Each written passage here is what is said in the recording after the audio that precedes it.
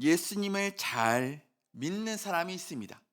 그 사람은 그 이후의 삶이 다 형통한 삶일까요? 이 말은 절반은 맞고 절반은 틀립니다. 분명 예수님을 잘 믿는 사람, 그 사람은 말씀에 순종하기 때문에 그 사람은 형통한 삶을 살아갈 수도 있습니다. 그러나 반대로 오늘 본문에 나오는 예레미야처럼, 또한 예수님처럼, 새벽에 봤던 예수님처럼 말씀에 순종하고 또한 하나님의 말씀을 지키고 삶을 살아간다고 할지라도 핍박당하고 가족으로부터 멸시를 당하고 또한 가족으로부터 천대를 당하는, 그렇게 고통 당하는 사람들도 있다는 사실입니다. 그러면 반대로 예수님을 믿지 않는 사람은 다 형통할까요? 이것도 반은 맞고 반은 틀립니다. 예수님을 안 믿어도 어떤 사람이 있을까요? 형통한 사람이 있습니다. 잘 되는 사람이 있을 수 있습니다. 예수를 믿지 않아서 정말로, 그런데 망하는 사람들 또한 있다는 사실입니다. 그러나 성도 여러분, 이런 논의 자체가 무의미하다는 사실을 성도님들 또한 잘 알고 계실 것입니다. 왜냐하면 영원한 생명, 하나님 나라에 들어가느냐, 들어가지 않느냐가 이 땅의 형통과 또한 이 땅의 불행보다 더 중요하기 때문입니다.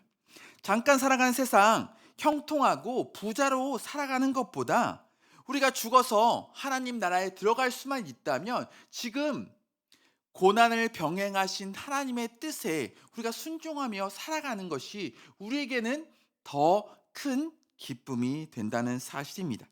그래서 우리는 세상 사람들이 풍요로운 삶을 살아간다고 할지라도 요동해서는 안 된다는 사실입니다. 세상 사람들이 하는 일마다 호황이고 때가 척척 맞고 우리를 향한 악한 말을 하고 무시한다고 할지라도 우리는 흔들리고 요동해서는 안 된다는 사실입니다. 그러면 이렇게 신앙의 의문이 들 때 우리는 어떻게 해야 할까요? 세상 사람들이 너무나 잘 살고 잘 먹고 그들이 아무것도 한 것이 없는데 너무나 잘 삽니다. 우리는 힘들고 고난의 삶을 살아가지만 그들이 너무나 잘 사는 것을 볼 때 힘이 듭니다. 이렇게 우리 이성으로 이해가 되지 않을 때 우리는 어떻게 해야 할까요? 하나님을 피하고 하나님을 도망쳐서는 안 된다는 사실입니다. 오늘 주님께 나와 함께 기도하고 있는 우리 성도님들처럼 하나님께 무릎으로 나아가야 한다는 사실입니다. 그럴 때 본문의 예레미야처럼 우리 역시 흔들리지 않을 수 있고, 그렇게 하나님께 나아갈 때 하나님의 음성을 들을 수 있습니다. 하나님께서 우리들이 너희들이여, 이렇게 너희들이 그렇게 하나님께 나왔으니, 내게 나왔으니 내가 너희에게 정답을 알려주겠다라고 말씀해 주신다는 사실입니다. 그렇기에 하나님을 피하지 마시고 하나님께 나와 하나님의 음성을 듣고 실족하지 않으시는 저와 성도 여러분 되시기 바랍니다. 오늘 말씀에 나온 예레미야는 남유다 16대 왕인 요시야 왕 때에 주전 627년경에 하나님의 부르심을 받고 선지자가 되었습니다. 그가 활동하던 시대의 유다 백성들은 하나님 보시기에 매우 악했습니다. 그들이 하나님의 말씀에 순종하지 않았습니다. 하나님을 떠나서 하나님을 대적하면서 하나님이 가장 싫어하는 우상 숭배하며 삶을 살아갔습니다. 그럼에도 하나님께서 유다 백성들에게 은혜를 베풀어 주셨습니다. 하나님을 외면하고 우상 숭배하는 자들이 하나님을 떠났지만 계속해서 선지자들을 보내면서 그들이 하나님께로 돌아오기를 간절히 바라셨습니다.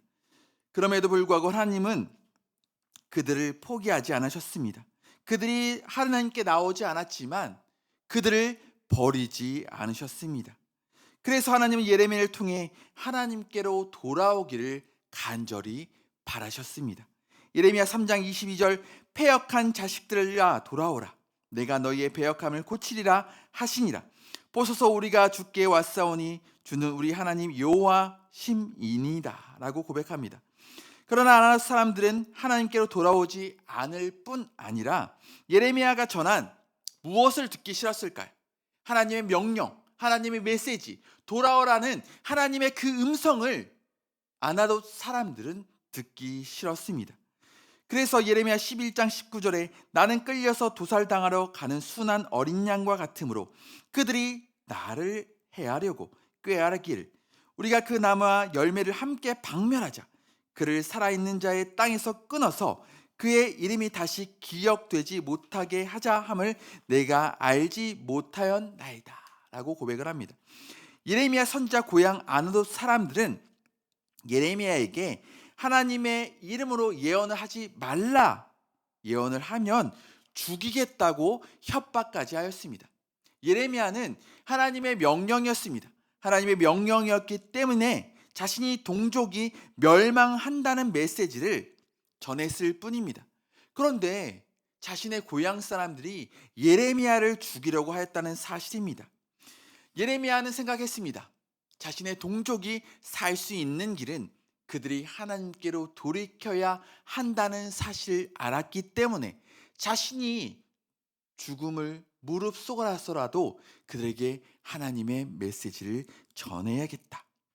오늘날 우리도 마찬가지입니다. 때론 하나님의 말씀을 전할 때 예수님처럼 가족들에게조차 환영받지 못할 수 있습니다.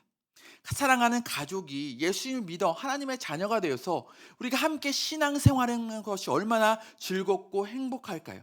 그런데 우리들의 가족이 믿지 않을 뿐 아니라 우리들에게 대적까지 합니다.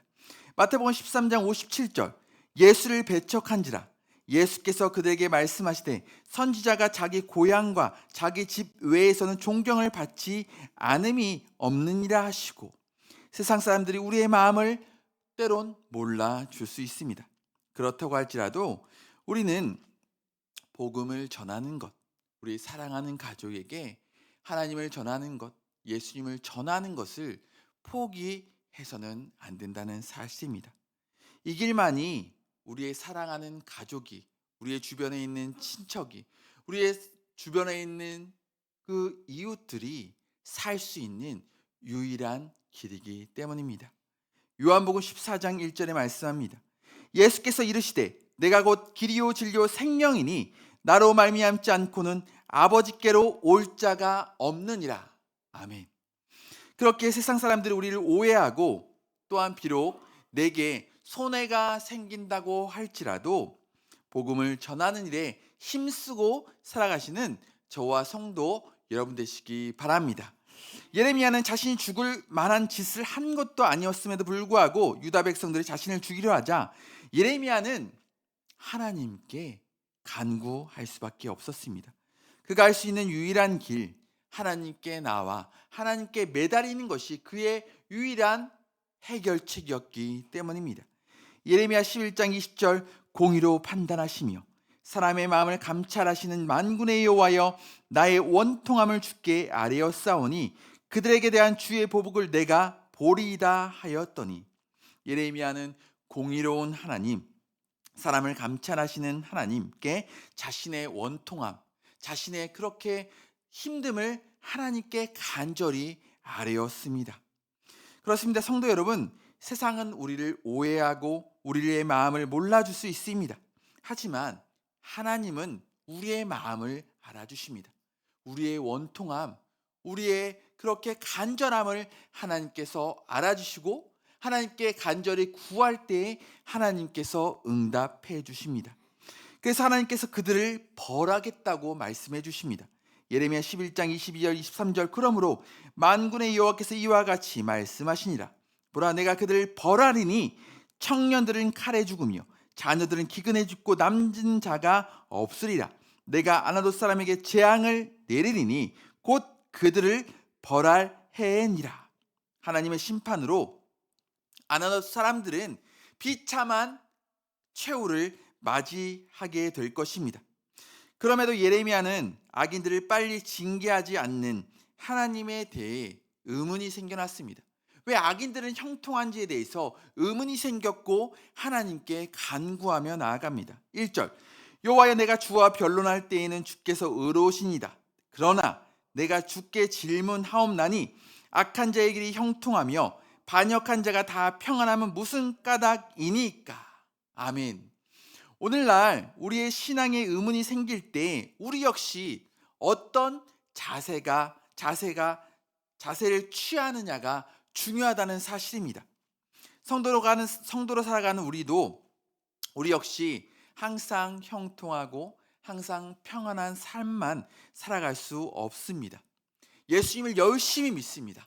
새벽 기도도 하고 또한 봉사도 하고 헌신도 하고 주님의 몸된 교회, 사랑하는 우리 교회를 너무나 사랑하기 때문에 하나님께 다 드리면서 헌신하며 나아갑니다.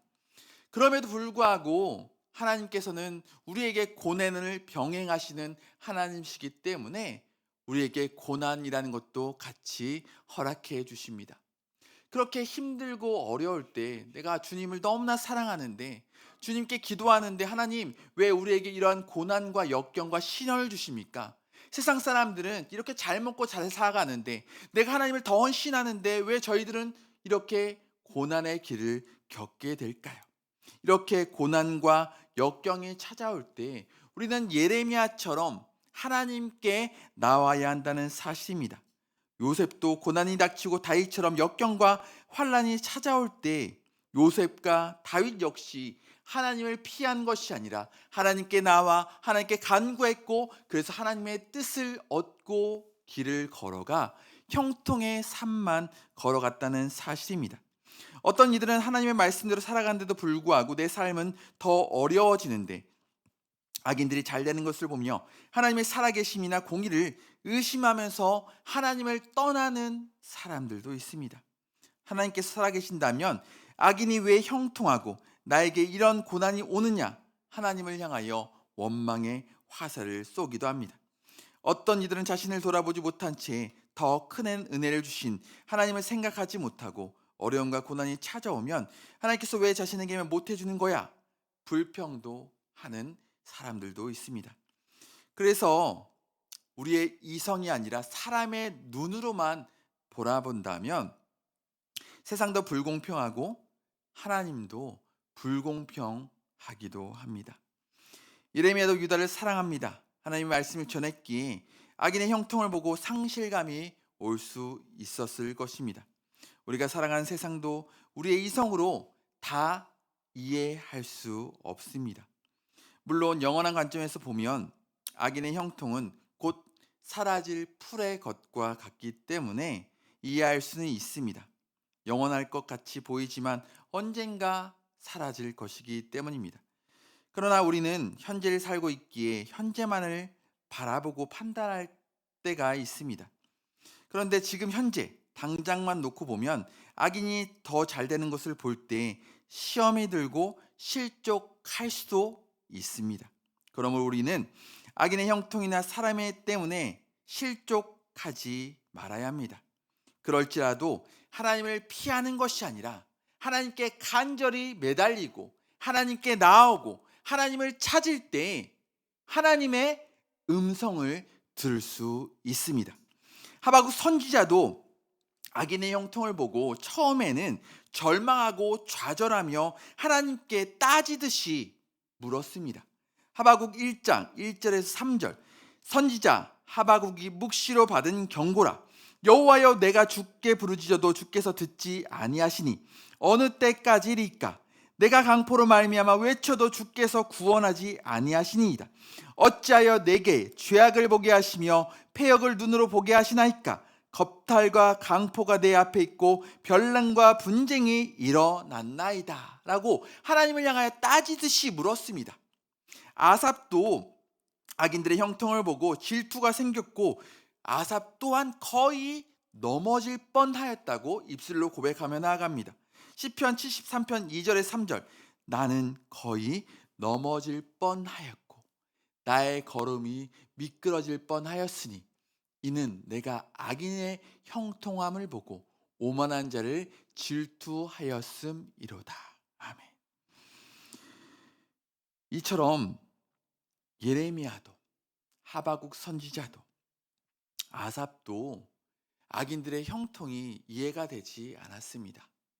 그들이 자신들은 열심히 하나님의 말씀에 순종하며 하나님의 메시지를 전하는데 나는 이렇게 힘들고 고통스러운데 악인들은 왜 이렇게 잘 되는지 신앙의 의문이 들었던 것입니다. 그렇지만 그들은 거의 넘어질 뻔하였지만 넘어지지 않을 수 있었던 이유는 무엇이었냐? 하나님께 나왔기 때문입니다. 하나님을 피한 것이 아니라 하나님께 나와 하나님께 매달렸기 때문에 하나님의 음성을 듣고 그들이 결국 실족하지 않을 수 있었다는 사실입니다. 그렇기에 우리들 또한 마찬가지입니다. 신앙의 의심도 하나님 앞에서 우리가 해야 한다는 사실입니다. 우리가 하나님을 떠나는 순간 다시 돌아오기가 쉽지 않습니다. 놀 때도 어디에서 놀아야 할까요? 교회에서 놀라는 말이 있듯이 불평도 하나님께 기도하면서 해야 합니다. 그러면 하나님께서 응답해 주십니다. 의심이나 원망하면서 하나님을 떠나는 것은 믿음이 없는 행동입니다. 예레미야처럼 우리들 또한 실족할 일들이 많이 있지만 우리의 이성으로 이해되지 않고 힘든 일이 있어도 끝까지 하나님을 믿고 기도하시기 바랍니다. 계속해서 예레미야는 하나님께 악인을 심판해 주시기를 간구하며 나아갑니다. 3절 여호와여 주께서 나를 아시고 나를 보시며 내 마음이 주를 향하여 어떠함을 감찰하시오니 양을 잡으려고 끌어냄 같이 그들을 끌어내시되 죽일 날을 위하여 그들을 구별하옵소서. 그런 자들로 인해 땅이 슬퍼하며 짐승과 새도 씨가 마르게 하였다고 고백하며 함께 나아갑니다. 4절에 언제까지 이 땅이 슬퍼하며 온 지방의 채소가 마르리이까 짐승과 새들도 멸절하게 되었사오니 이는 이 땅 주민이 악하여 스스로 말하기를 그가 우리의 나중 일을 보지 못함이라 함이니이다. 그러자 예레미야가 이처럼 하나님께 나아가 간절히 매달리자 신앙의 의구심을 그 어려움들을 왜 이렇게 악인들이 형통한지 하나님께 매달리며 하나님께 기도하며 나아가자 결국 하나님께서 대답해 주십니다. 5절 함께 읽겠습니다. 만일 내가 보행자와 함께 달려도 피곤하면 어찌 능히 말과 경주하겠느냐? 내가 평안한 땅에서는 무시하려니 와 요단강 물이 넘칠 때에는 어찌 하겠느냐? 아멘. 말과 경주해야 하기에 지금 피곤해서는 안 된다고 말씀하십니다. 요단강물이 넘칠 것이기에 지금 안전한 땅에서 넘어지면 안 된다는 사실입니다. 즉 지금 일들 가지고 피곤해하고 힘들어하면 더 낙심하고 더 실족할 만한 일들이 생길 텐데 어떻게 하려느냐고 말씀하십니다.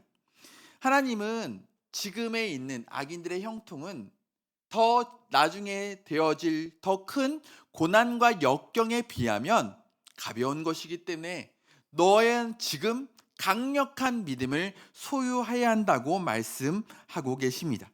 그리고 가까운 사람들이 예레미야를 유혹하기에 예레미야는 마음이 약해져서는 안 됩니다. 6절 내 형제와 아버지의 집이라도 널 속이며 내 뒤에서 크게 외치나니 그들이 내게 좋은 말을 할지라도 너는 믿지 말지니라. 고향 사람들은 예레미야를 죽이려고 하고 사랑하는 가족들도 믿을 수 없습니다. 이처럼 예레미야에게 더 큰 시련과 고난이 올 것이기에 지금의 악인의 형통을 보고 시험에 빠지지 말라는 하나님의 강력한 메시지입니다. 성도로 살아가는 우리도 세상과 적당히 타협하는 삶이 아니라 용감한 말들과 경주하도록 부르심을 받았습니다. 그렇기에 어떤 고난과 역경이 찾아온다고 할지라도 세상이 불공평하다고 할지라도 그것에 시선을 두고 그것을 바라보며 넘어지지 마시고 실족하지 마시고 주님이 오실 때까지 믿음의 경주를 하시는 저와 성도 여러분 되시기 바랍니다. 그런데 하나님은 악인의 형통을 그냥 두고 보지는 않으십니다.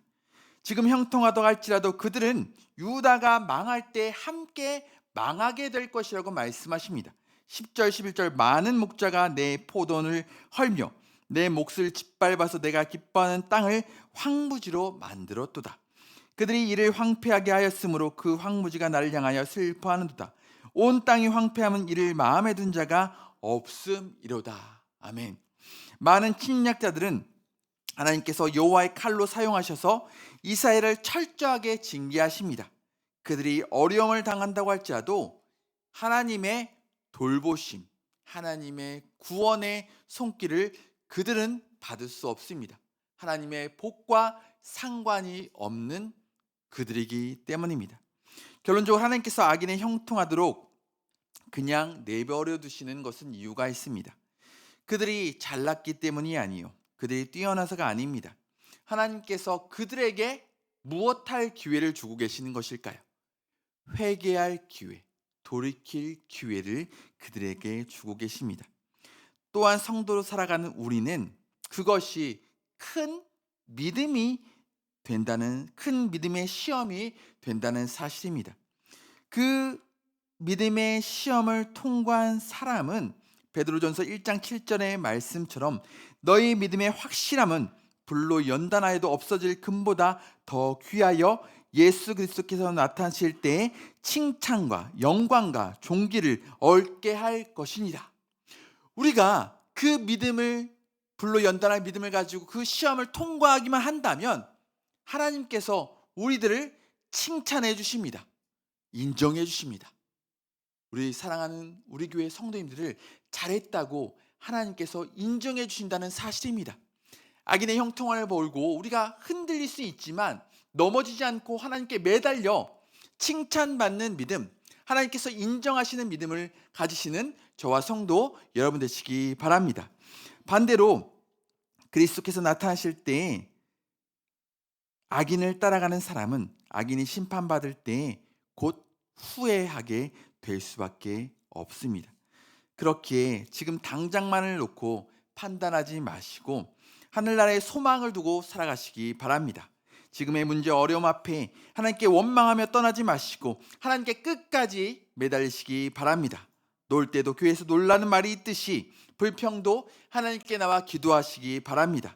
실족할 일들이 많고 이해가 되지 않고 힘든 일이 있어도 적당히 세상과 타협하지 마시고 부러워하지 마시고 주님 오실 때까지 믿음의 경주를 하시는 저와 성도 여러분 되시기 바랍니다. 우리 찬송하시고 우리 계속